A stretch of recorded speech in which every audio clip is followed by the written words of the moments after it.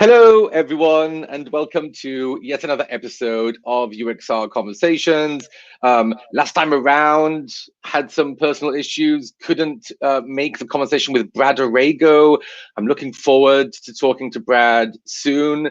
But until then, we're keeping this show going with an amazing guest I'm super excited to talk to today.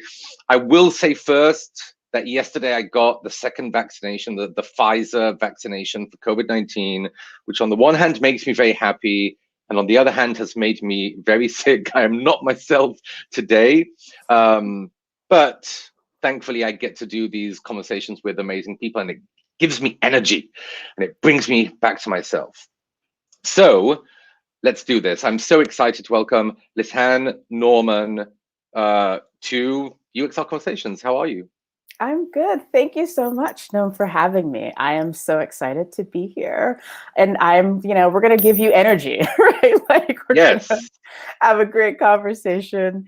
So excited to just have this time and opportunity to converse and to sort of be a part of these conversations. Thank you. Thank you so much. So I always start by, embarrassing people a little bit, introducing you. If you've never watched this random show, by the way, then my name is Norm Siegel. I'm Director of User Research at Wealthfront, and we are joined by Dr. Lisanne Norman, who's the UXR lead at Gusto. And we're going to talk about a meaty topic, a tough conversation, but an incredibly important conversation, which broadly is bias in design, bias in the design world, biased research, bias towards people who work in design and research, and many other things. So that's the topic for today. And if you have any questions or comments and you want to join this conversation, then feel free to comment on YouTube while we're talking, or afterwards, if you want to ask us questions, we'll be available. Okay, so let's embarrass you for a little bit here. You went to some legit schools, first of all. Let's start with that. You attended Brown. Yes. You attended Ohio State. I was a neighbor of Ohio State in Illinois, and they kept beating us at everything. So much better at football and other things. Yes.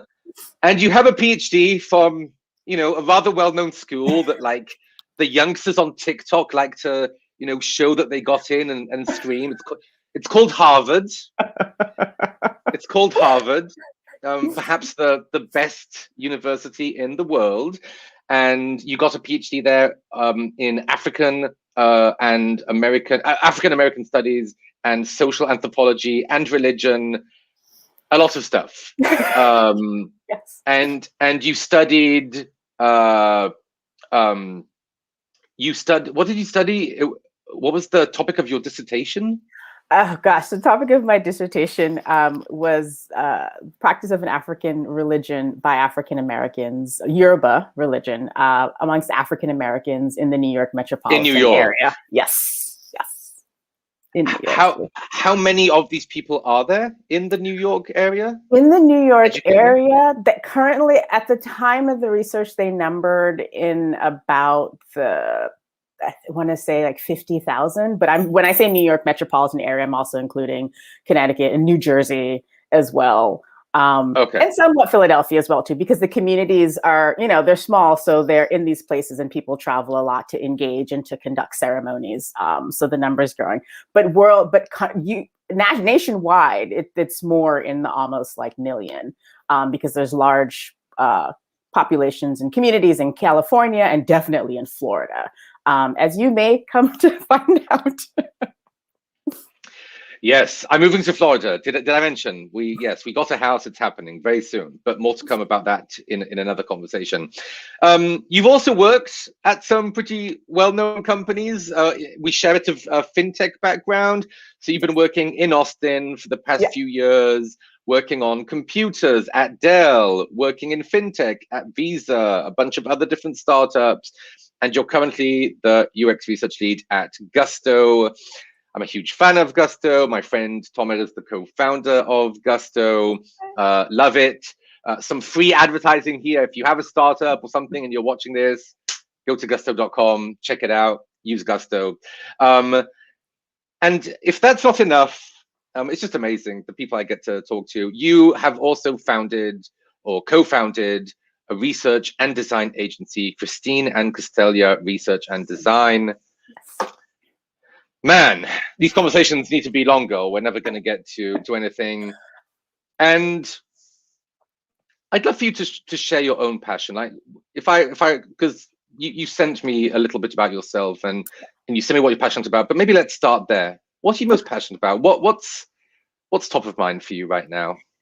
For me, what I'm most passionate about, and has always been, is sort of how do we create a more equitable society? How do we as human beings learn to look past our quote unquote racial differences, which are not real, and look at think about our cultural differences, and think about how do we learn to appreciate difference, and understand how that can work well, and how having a plethora of different experiences and thoughts and ideas and behaviors is just contributing to a better overall world. Like, honestly, that's something that I think about. And that's one of the reasons I went into studying African and African American studies, because I was like, we don't know enough about it to then be able to talk about it, and for us to begin to, this path of understanding, so that we can come to a place where we don't live in such a racially polarized world, not even just our, national society, but world in general. Could you take us back to when you were kind of an up-and-coming researcher at Harvard, building up your research skills? What inequities did you experience at that point already? As you were growing as a researcher and doing this research, what was the experience like being at that place? I remember visiting the Harvard campus, and it was just a magical, kind of surreal moment for me. I didn't get in. Good for you. Didn't get in. Not even close. Not even close. What was it like being there and that experience? So you want the honest answer?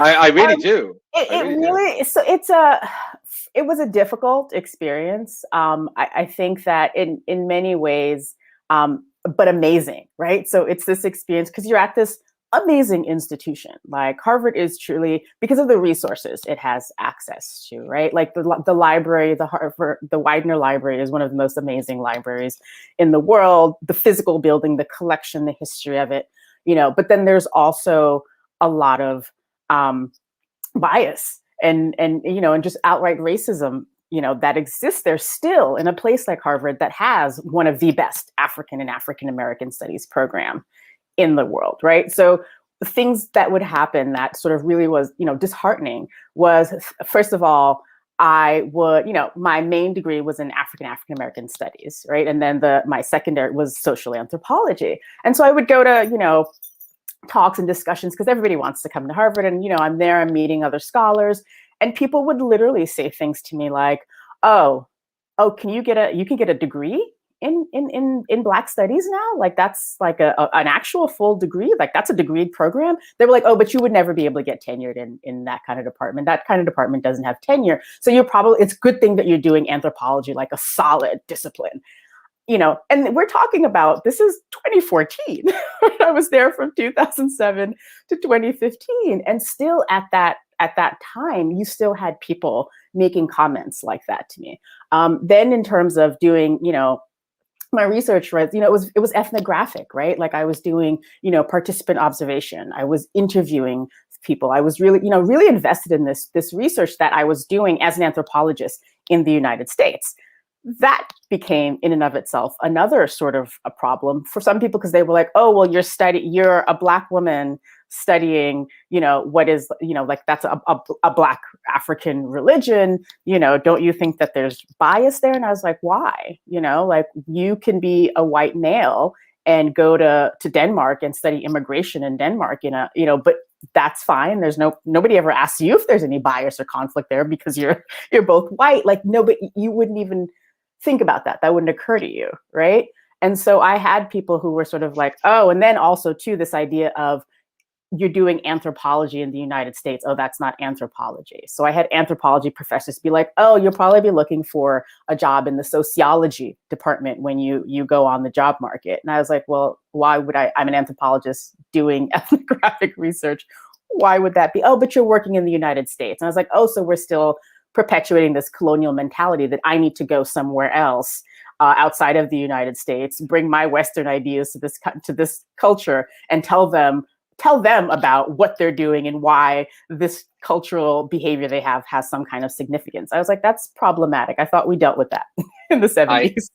I have to tell you, I made that same mistake. I'm going to be honest here. Okay. You know, I always talk about how people's idea of psychology is that you bring someone in and they sit on a couch in your office and you talk to them about their mother. And that's not all. That's a sliver of what psychology is. And it upsets me, but you know, that's why people always ask me, what's a psychologist doing in tech? Because they can't imagine psychology being about anything other than clinical. Yep. But I made the same mistake with anthropology. I was one of those people who thought that to be an anthropologist, you need to go to some remote island or some forest where no one has stepped before, and observe them from afar and their, you know, strange, you know, habits and ceremonies. You know, they're like magical witchcraft ceremonies, something ridiculous. So. And it was only recently, fairly recently. I'm not going to say exactly how, but pretty damn recently, when I was schooled about modern anthropology, and it's so much more than just going to some remote island and seeing if they respond emotionally the same way that Westerners like. Do we smile the same way or something? Who was that in Papua New Guinea that did the emotions research? I'm forgetting now. Pretty famous research. Yes, I get. So this is what happens. I forget people's names now. Like it just went out of my head. I know exactly who you're. It'll come back to me. But yes. I mean, it's like Paul Ekman and like that sort of group. They did this thing anyway. So I'm just acknowledging that I have had, the same mistaken, silly ideas. And so you were accused of bias because you're a Black woman studying Black people. So you're invested in. Exactly. Oh, you're overly invested. And I was like, this is, help me understand. And again, it was a scholar who I'd known, who'd done research in Denmark on, you know, immigration. I was like, did you think that you were on? He was like, oh, no, but at least like I'm American. So like I was bringing a different perspective. I was like, well, if we're going to do that, like I'm Jamaican. I have grown up here. So I'm bringing a different perspective. And these are African-American people. Some of them are African. Some of them are Caribbean. So we're different perspectives are going to be, you know, sort of expressed and viewed. And it was a constant, you know, but I realized though that it was at first, I was like, wait, is this what anthropology, is this what it's going to be like? I don't know how I feel about this field, but I got to realize that it just happened to be, that's how the Harvard anthropology department viewed things. And that there were other anthropologist departments and folks out there who viewed it in a very different way, who had a more modern take on anthropology. And so that was helpful to me. And I found those individuals, and luckily one of them, you know, came to study at Harvard from Stanford. And I was able to sort of, you know, have that support and have someone help me to then think about, you know, theoretically, what does this look like? How to write about this? How to think about it, right? What does this research mean? Where will it sit in the larger canon of research on African religious practice in the United States? So that was helpful to me. And that's why, again, at Harvard, it's a difficult place, but then it's a great place because you have amazing people, scholars who want to come there. So they're able to attract, you know, younger scholars who are pushing the needle forward. So that was a great experience. And I had a great advisor.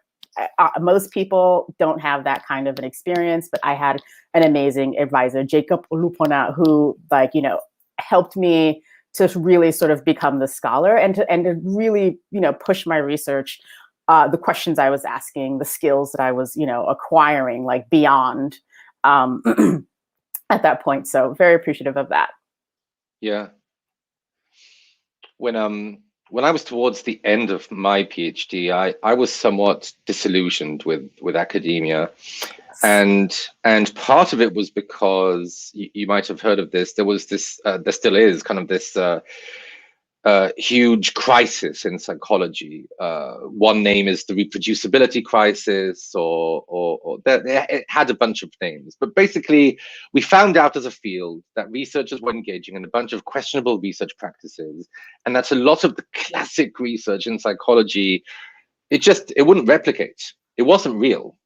And it was a moment of disillusionment for me, which was added on to other things I felt, which ultimately led me to just want to go into industry and work in tech.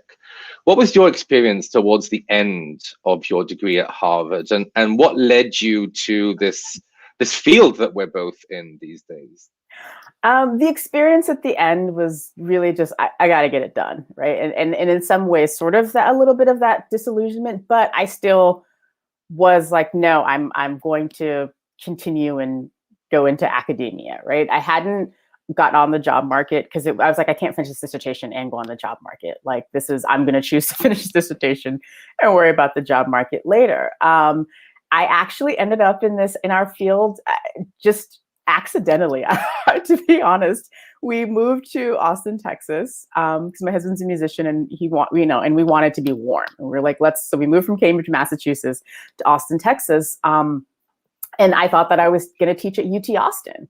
I was like, okay, big university, I'm going to keep, but we couldn't, they were like, we have adjuncting roles. And I was like, I can't live on that, right? Like we got to be able to eat. So I was like, what am I going to do?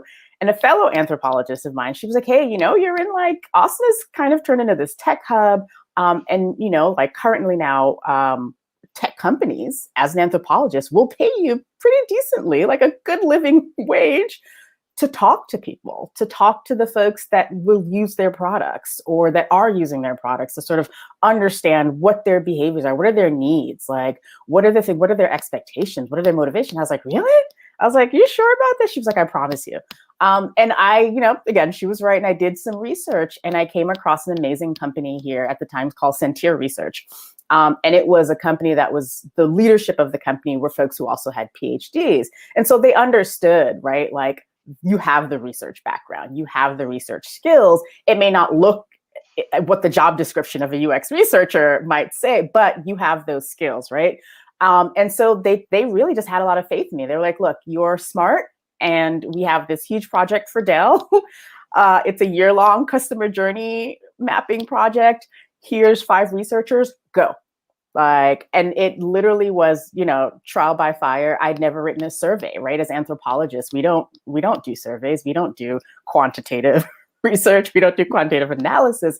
So it was learning on the job, and they were really just there. They were like, if you need us, we'll help you, but we trust you. We trust that you have these skills. You're intelligent. You've shown that you can, organize, lead, and conduct research and produce great results. And it was really sort of having that confidence and knowing they were there and able to help me that I was able to sort of really just get into this and learn and fell in love. I enjoyed that work so much, like working collaboratively, with the team, like learning how to do surveys, learning diaries to be a diary studies component, like talking to folks, like visiting their homes, and then seeing how they were incorporating this, personal computer in their life over the course of a year, and continuing to have that touch point, and then being able to sort of like communicate that back to Dell, be like, hey, this is where, you need like actual product hardware improvement. And this is where just this process is not working. And here are some ideas, that can help make it better. And then learning too, like how to,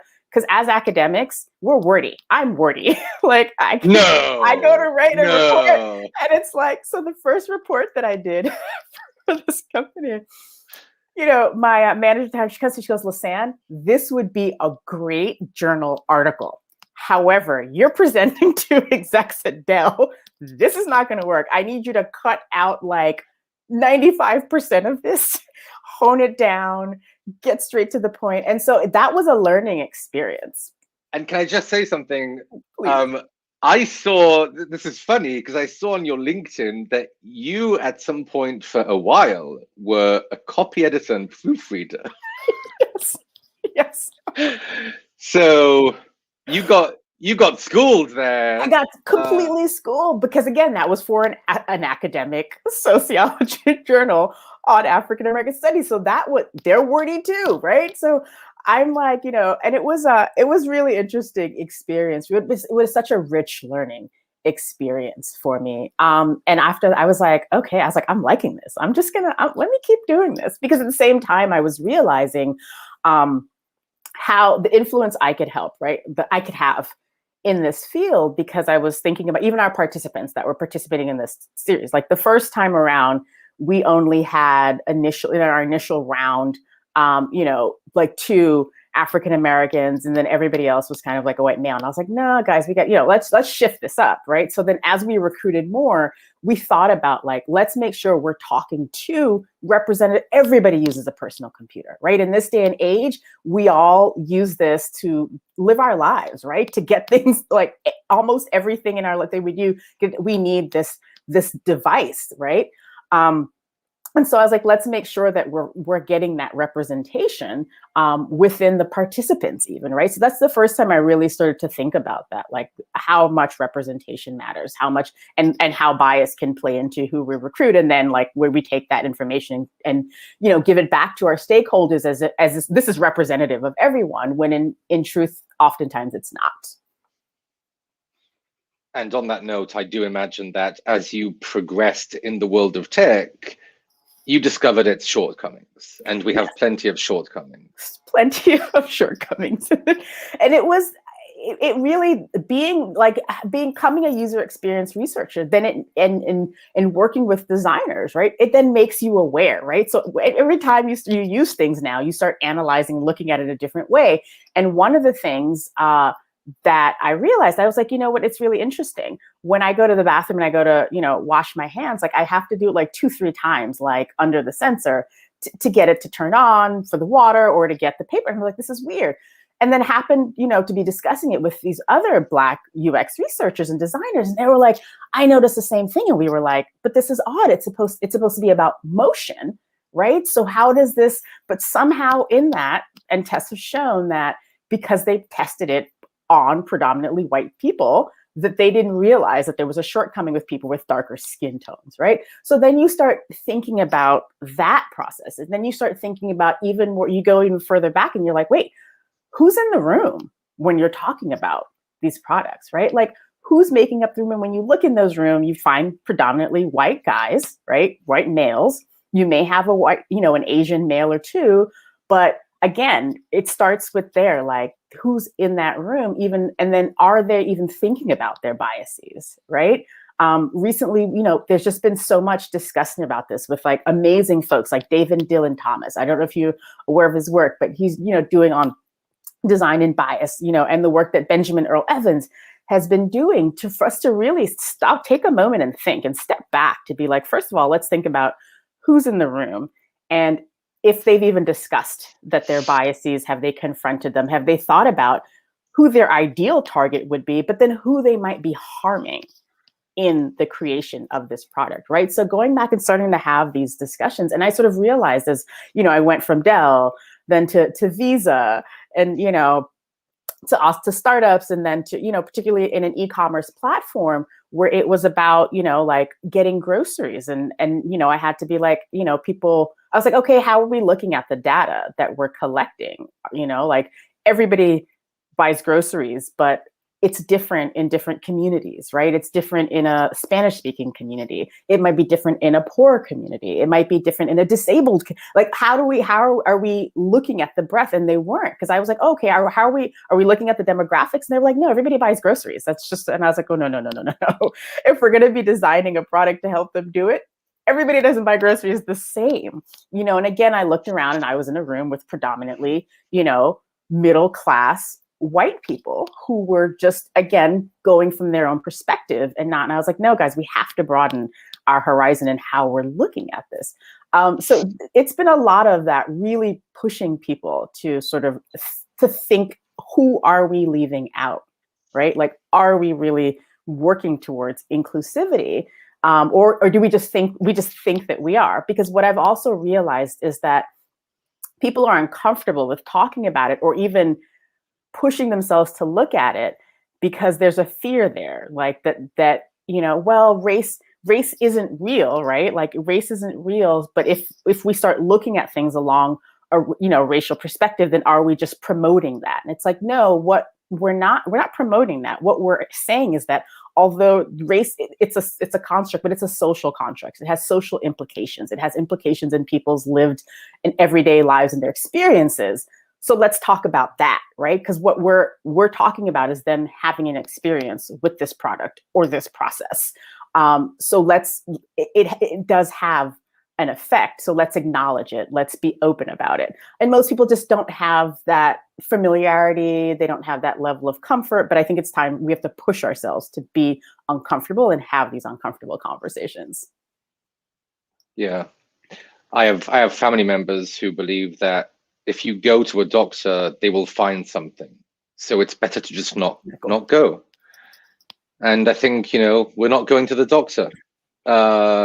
Sort of thing, right? It's that's my interpretation of what you're saying. It's just it's a very strong avoidance because there's something there and you just rather not deal with it. By the way, I had the pleasure of getting to know Benjamin Earl Evans. We worked together at Airbnb.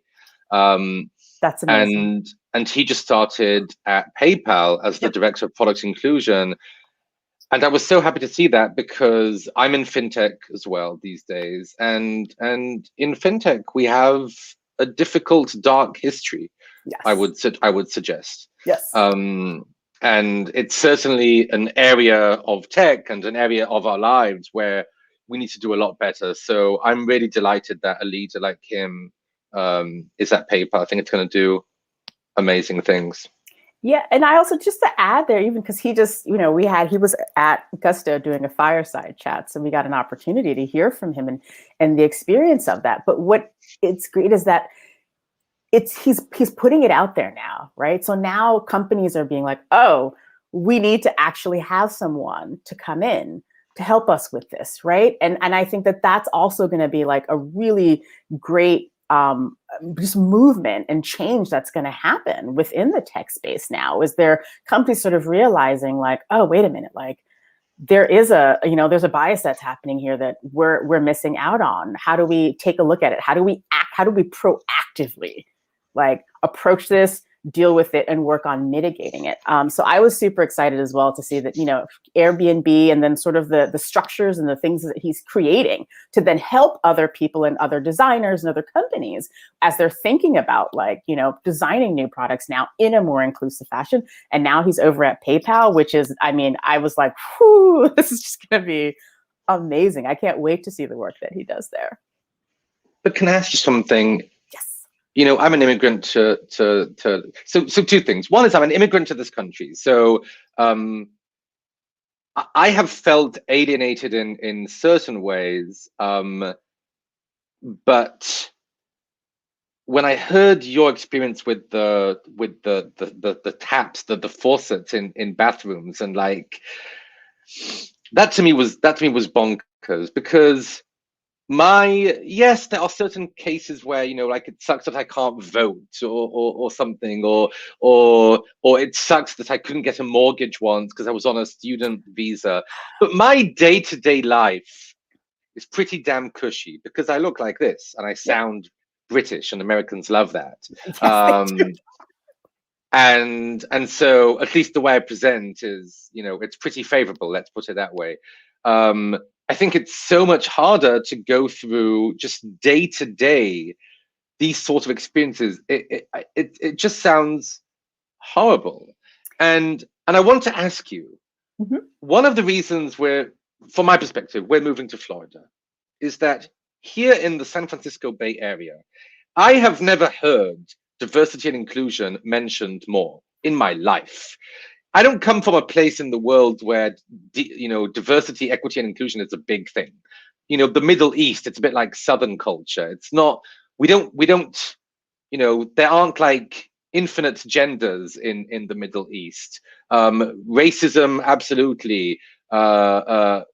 Chauvinism, absolutely.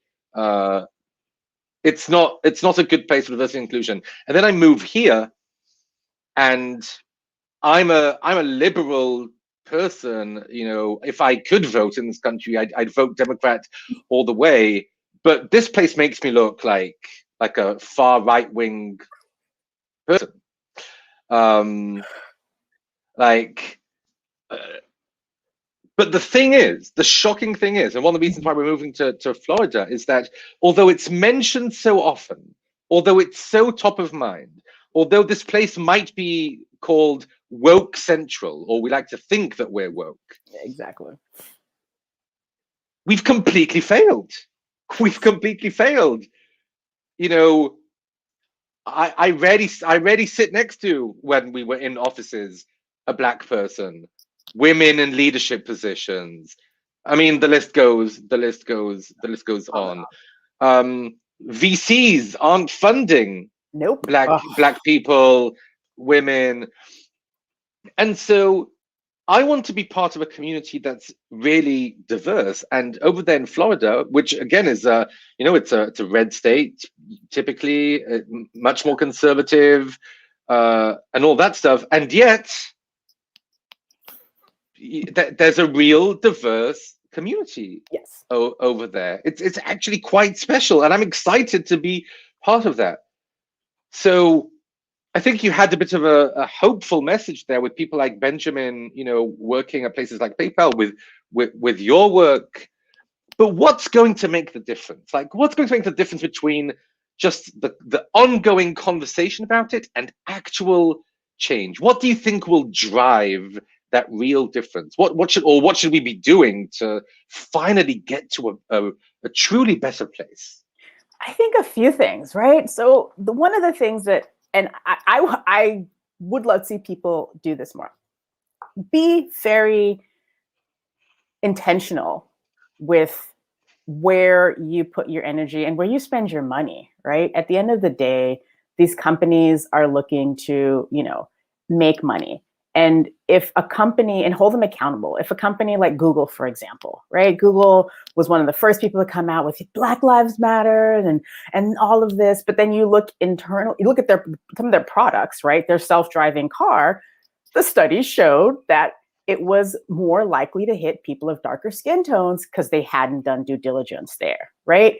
And then internally, the firing of Timnit Gebru in such a horrible fashion, a woman who is pushing for inclusivity in AI, because AI it's so important and so pervasive to all of our lives, and is just going to continue to be so. So we need to make sure that is an inclusive product, and it's not in so many ways, right? And it's going to be causing so much harm because of that lack.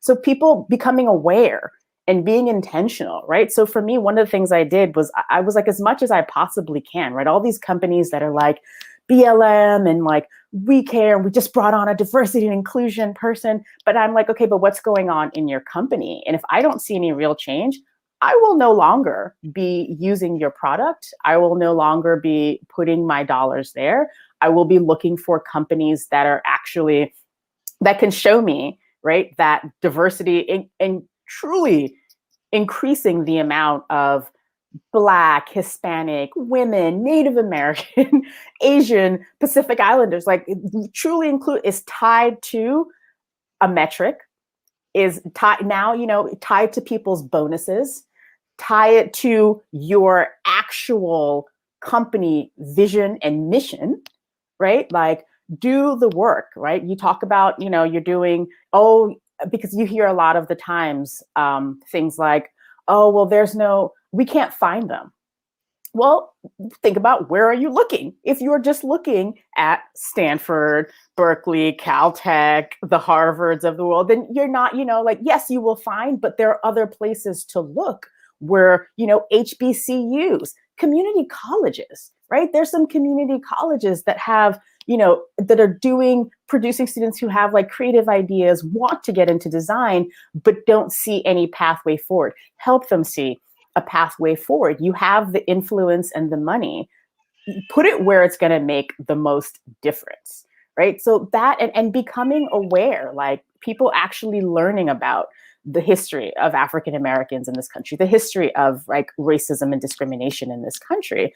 And then thinking about, like how do I now act differently in the world, right? To not be, again, that fear. Don't be paralyzed by the fear that it's unknown, that you possibly in the past may have done something that someone perceived as discriminatory, or, because it's so weaved into our society that it happens, right? And it's not always intentional, but this is just how our society has been structured. So I really tell people, like, hold these companies accountable, right? And we're starting to see organizations, right? Like there's Tech Can Do Better, right? Which is an organization that they're trying to, get like these tech companies to sign on to actually have to show them and continually report on efforts that they're doing, how they're doing it, what are their numbers, and then get assistance if they need, as well as then to now be exposed to a larger network that includes more people of color, more women, in order to create more inclusive workforces that are then going to create more inclusive products. And then I also tell people over and over, I'm like, the Harvard Business Review studies show companies will be more productive. You make more money. We'll talk in those terms when you have a diverse workforce, when you have diverse people at the table contributing and helping to create more inclusive products. So I always sort of really point people back to that. Now it's just, we know this, let's act on it. And we have to start holding these companies responsible. I think it's such an important point, because if there was a misalignment between diversity and financial outcomes, then I could understand. I mean, I wouldn't support it, obviously, but I could understand if companies would push back against the idea of hiring a diverse workforce and thinking about their inclusion in companies and think about how we do research. But there is an alignment, and that just makes it all the more shocking. What do you think the effect of, like, what do you think will happen in the post-COVID era, which I hope we get to soon? But there have been a lot of changes in the workforce and the way we live and the way we work. What do you think the effect of that will be on diversity and inclusion and bias in the realm of UX research and design in particular? I really think that, and I'll say just based on what I've seen, and I mean, I'm at a plug for Gusto, a great company like Gusto that's taking it seriously. And I've been involved in processes where I've seen them really reach out to expand the network of people that they're recruiting, that they're looking for, right? Really internally having, I think, and I see a lot of companies internally having conversations, creating a space that says to, workers of color, can you tell us what the experience has been like? And tell us how you felt, what has happened, and how, let's put that on the table. And then let's talk about how do we now address this and create a better culture within companies. So I've been fortunate enough to attend some of these workshops in a few companies and see people, really wanting to do the work. I think that, people just have to admit and accept, right? Racism is real, right? Systemic discrimination is real. It's here. Let's acknowledge it. Let's see it, and let's figure out what steps we can do. How can we move forward, right? Like in terms of research, how can we, and this is, we're working on creating these workshops where before we're going to start working on something, let's sit down and talk about our own biases, right? Like those of us who are part of this process, let's acknowledge our own biases. Let's put them on the table. Let's talk about how they may have showed up in the past. And let's talk about, who are we designing for? Who might we be designing against, unfortunately, right? Like who may be harmed by this? And let's think about how do we avoid that? And then how do we bring those communities into this process? How do we acknowledge them? How do we show them? I think that's really important. And I think we're starting to see that. We're seeing those conversations happen here. They're seeing conversations happen at other levels around and in different spaces and places where people are actually like, okay, no, we need to talk about this. We need to address it. We need to do things about it. We see like companies like Project Inkblot, where they're starting to see their customer, like go up in the request for their work because they're doing this kinds of work and helping folks with workshops to think about processes to put in place going forward, right? And then there's also taking the time. I think we need to see more tech companies taking a moment to stop and be like, you know what? Let's do an assessment of the products that we have, the way Airbnb did. Let's assess the product that we have and that we have put out there in the world and see what it's doing. And then from there, go forward to figuring out how do we mitigate the bias, if there is any, in this product. So like I said at the beginning, I am hopeful. I think I see that more companies are understanding finally that how important this is, and understanding, like, if you're saying you're putting out a product that everyone can use, then let it truly be a product that everyone can use, right? Like, let's do due diligence. Before we run out of time, I want to talk about two things that you've been doing to make this world a more equitable place. The first is that about a year ago, you co-founded Black UX Austin, which is an organization that aims to provide a safe space for people of African descent in the design community in Austin and promote diversity and inclusion within that larger community. And the other thing I mentioned earlier is that you are the co-founder of a research and design agency called Christine and Costelia Research and Design, which is amazing. So you're a woman-owned research and design firm, and you're thinking within this firm about how to provide companies with what you call culturally competent approach to product development and delivering equitable human-centered insights. I'd love for you to talk about both of those ventures that you're leading and anything you'd like to share about them. And maybe if anyone watches this later on, they can maybe create similar ventures in their own communities and get this going. Yes, awesome. Yeah, thank you. I'd love to talk about both of these. I'll start with Black UX. It came out of the need. There were quite a few of us, and we managed to meet each other in the Austin community. And we're mostly researchers and designers, and we started to realize, we're like, hey, let's create something more formal. We kept, people found us, and we're like, oh, I didn't know that there were like other Black people in this field in Austin. And we were like, let's create a space where we can have a community that people can interact and they can learn. And then we had like young people approaching us being like, I'm interested in this, but I don't know how to get into this, to UX and where to start. And so we created this community so that, folks could then talk about issues they were facing at work. Because oftentimes in a lot of these spaces, we found that we were the only Black people in our companies or on our teams, and we would suffer, like, microaggressions and things would happen, and you'd have no one to talk to about. So that was the other reason this community became really important, because now you have someone you can talk to about it, talk it through, who understands, right? Because usually, you tell somebody else and they were like, oh, that sounds bad, or like, oh, well, maybe they didn't mean it, or you're just like, no.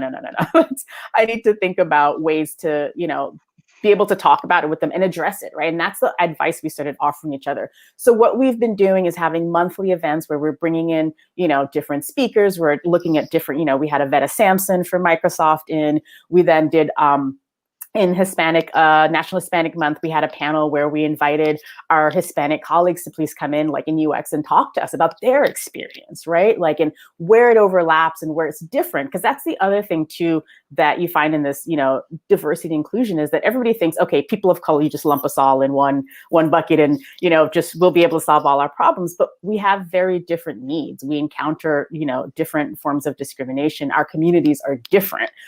So we have to talk about that and flesh that out. So we've been creating this space for that.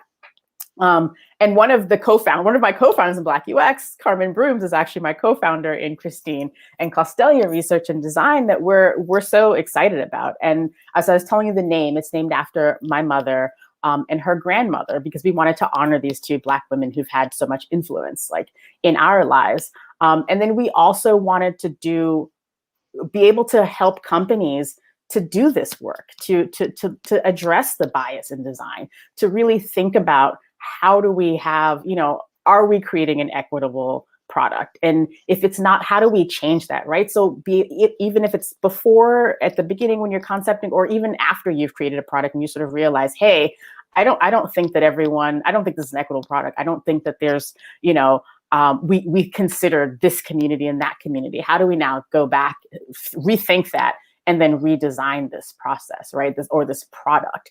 I think that it's something that we're so passionate about, and we just see, if people just had these conversations and just thought about it, even, you would get very different products, right? Like, we wouldn't have the Google self-driving cars hitting people of color. We wouldn't have the hand sensors. We wouldn't have airport scanners that can't scan my hair because they didn't test it on people with this level of thickness, right? We would have, and then we would end up having and creating a community in a world in which everybody felt respected and heard, right? And that changes then how we relate to each other and how we could have, again, a more equitable society. So these are the things that we're thinking about and we're hoping to achieve through our work. So if anybody wants to learn more, please reach out to me.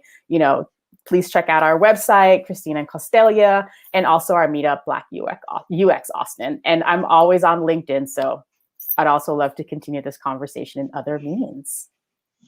That's awesome. And I will add all of those links to the show notes once it goes up on YouTube later today. It takes a few hours. Do you think you will share at some point some of your kind of frameworks, ways of doing research and design as part of this research agency, so people can implement that in their own work, or anything like that?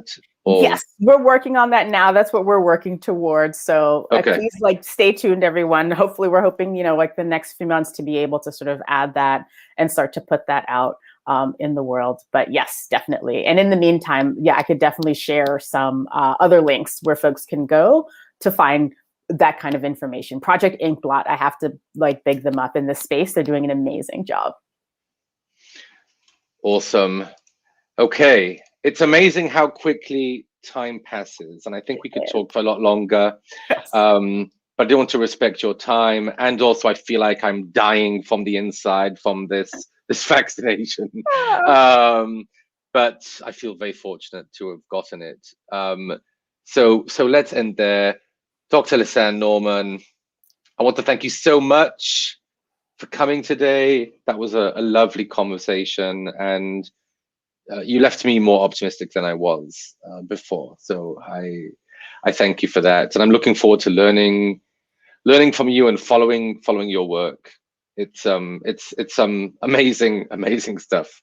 All of the things you've accomplished so far, and will. And I'm really, really happy that you landed at Gusto, which is a marvelous place to be. And thank you, Noam, for the invitation and being able to come and speak with you, and that you continue to do these wonderful conversations that enrich us all. Very much appreciated, especially considering that you just had your vaccine. So kudos to you. Thank you so much. And if you're looking for me, then I'm in a bunch of places, and it's not too hard to find me. And I'd love to chat. We are in a rather crazy time in our lives, preparing for a move across the United States to Florida. I will be coming through Texas, but probably not Austin, Texas, because apparently it's either through Dallas or through Houston. And I believe Texas is so big that, I'm not going to be driving through Austin. But hopefully when things go back to normal and we're all vaccinated, I can either come visit you, or you can come visit me, or we can do both. Yeah. I would love that. Come hang out. Until next time, which will be soon, as you know, because I just can't stop doing these conversations. Thank you so much for watching. Have a lovely weekend. If you're watching this live, a lovely Sunday, at least what's finished or what's about to be the rest of the weekend. And we'll speak soon. Okay, let's end, because I'm about to Bye, everybody. Take care now. This is great. Bye, everyone.